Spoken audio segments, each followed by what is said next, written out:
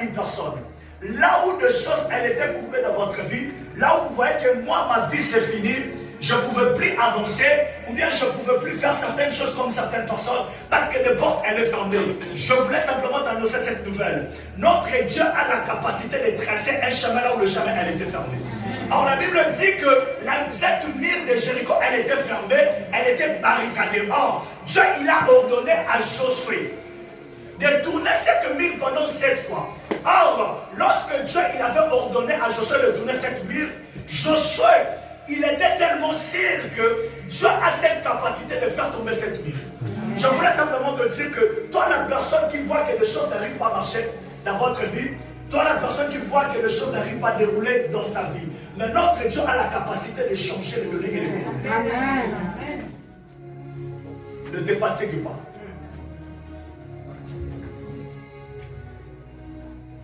Ne te fatigue pas. Ne te fatigue pas. Parce que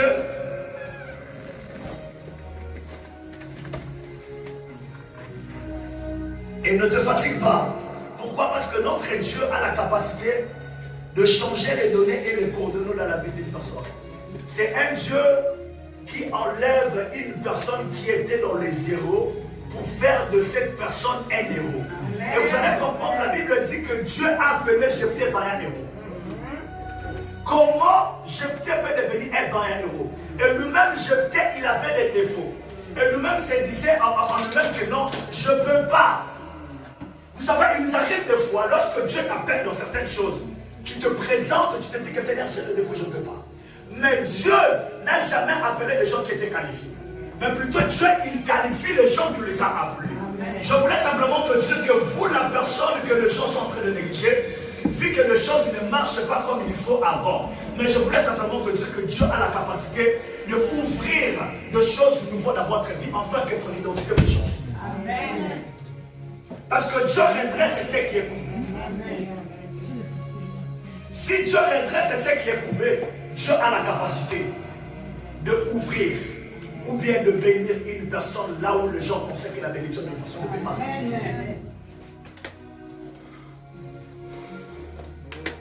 Alors vous allez comprendre dans cette contexte que la Bible dit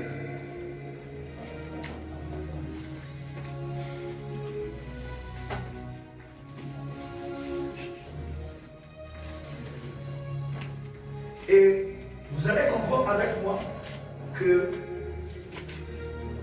Dieu redresse ce qui est coupé. Parce que notre Dieu a la capacité de tracer un chemin nouveau de la vie d'une personne.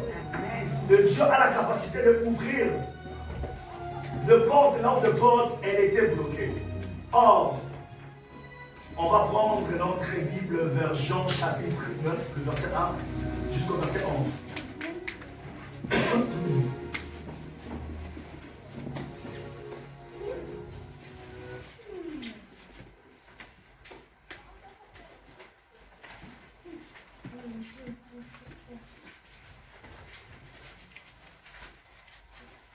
On va prendre la Bible, je suis sur Jean chapitre 9, le verset 1 à 11.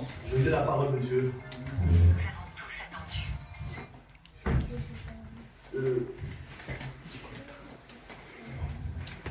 La Bible dit, Jésus fit un homme avec les gens. Et ses disciples lui demandent cette question, Rabbi, qui a péché, cet homme ou ses parents, pour qu'il soit né aveugle?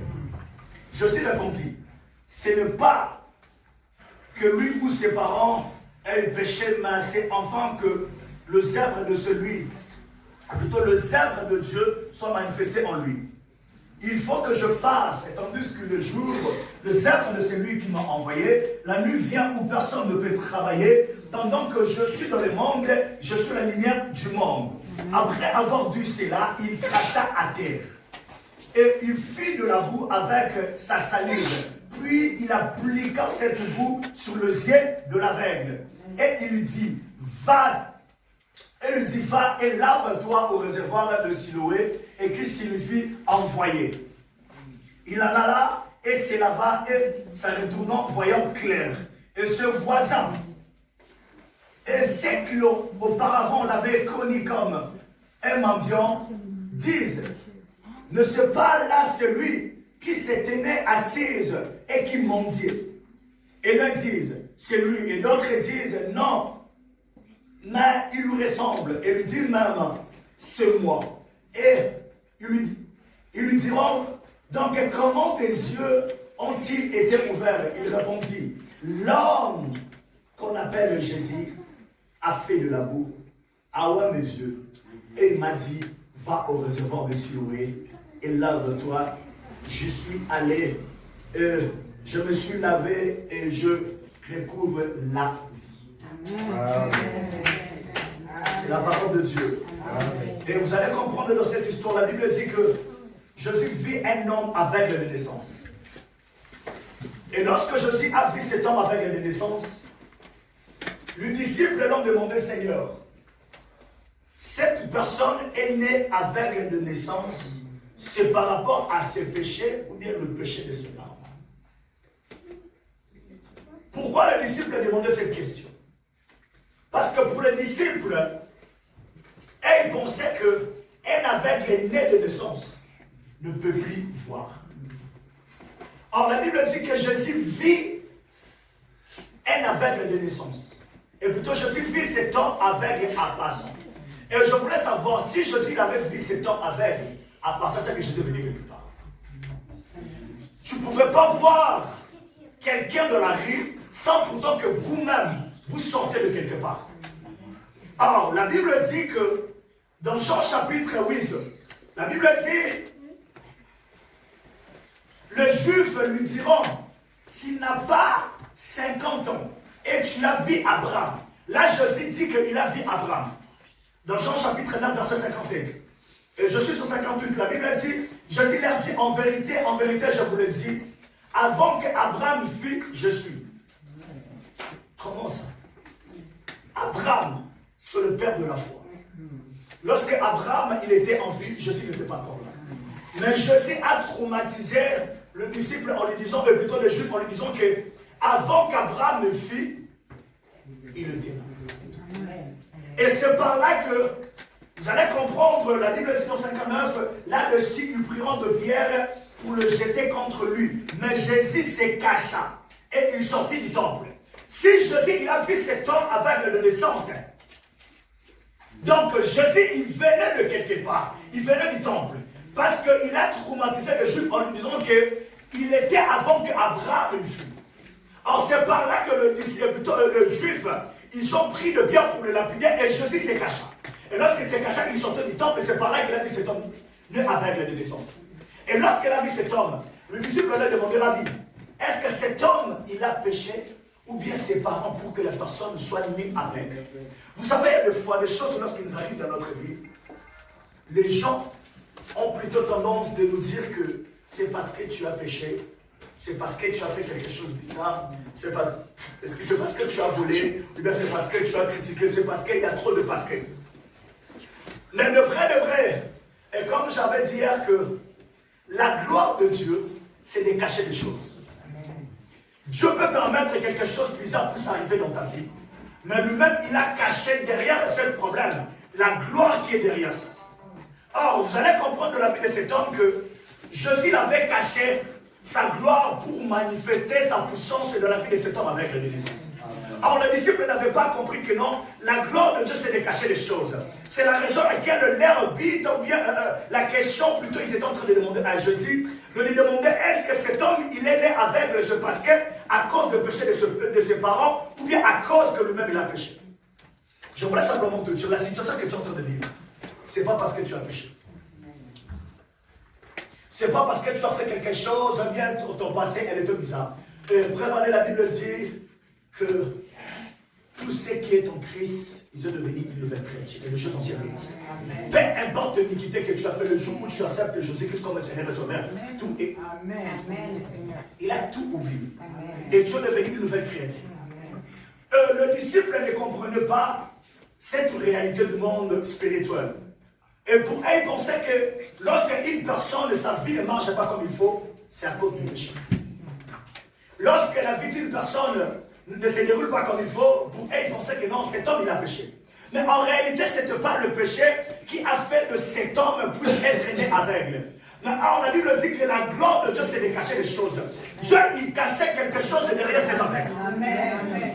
Dieu, il cachait sa bénédiction derrière cet aveugle. Dieu, il cachait un témoignage derrière cet aveugle. C'est la raison à laquelle la réponse de Jésus, elle était claire. Il a dit, ce n'est pas lui qui a péché, et ni ses parents. Mais c'est enfin que la gloire de l'Éternel se manifeste dans sa vie. Mais or, la Bible dit qu'il s'élève toujours pour tous ceux qui le cherchent. Lorsque tu cherches Dieu, la gloire de l'Éternel va se manifester dans sa vie. Mais or, les disciples n'avaient pas compris que non, Jésus avait caché cette gloire-là, enfin que sa puissance se manifeste, que le monde témoigne qu'il y a un Dieu qui a la capacité d'ouvrir le ciel d'un aveugle né. Pour les disciples, c'était impossible. Pourquoi c'était impossible? La Bible me dit dans Jean chapitre 9, le verset 32. La Bible dit que jamais on a entendu dire que quelqu'un ait ouvert le yeux d'un aveugle né. Pour elle, c'était impossible que Jésus puisse ouvrir le yeux d'un aveugle né. C'est la raison à laquelle il posait cette question à Jésus pour demander, est-ce que cet aveugle est vraiment né de naissance? Peut-il encore retrouver la vie? Pour elle, c'était impossible. Or, la Bible me dit, dans Luc chapitre 1, verset 30, la Bible dit que, plutôt le verset 35, la Bible dit que rien n'est impossible à Dieu. Et tout est possible à celui qui croit. Et peu importe que l'aveugle pensait que non, la situation que je suis en train de vivre actuellement, il n'avait personne. Parce qu'il était un mendiant. Vous savez, il nous arrive des fois, lorsque nous sommes en train de passer des moments forts de la vie, tu peux devenir un mendiant. Lorsque tu commences vraiment à galérer, tu peux commencer même à demander. Mais en réalité, tu es une personne qui lui demande. Et lorsque tu passes des moments forts de la vie, tu peux commencer à quémander. Parce que j'ai toujours l'habitude de dire aux gens, ne critique pas certaines personnes de la vie lorsque tu veux. Il y a certaines personnes, leur histoire, s'ils commencent à te relater l'histoire. Et tu peux commencer à pleurer, de dire, oh, je vis des gens qui ont touché des sommes d'argent, mais si tu ne vas pas comme ça ne se voit pas. Ça ne se voit pas. Et vous savez, Dieu, il permet de fois des choses puissent arriver dans notre vie pour nous donner aussi des leçons. Parce que avant, on était des négligents. On négligeait certaines choses.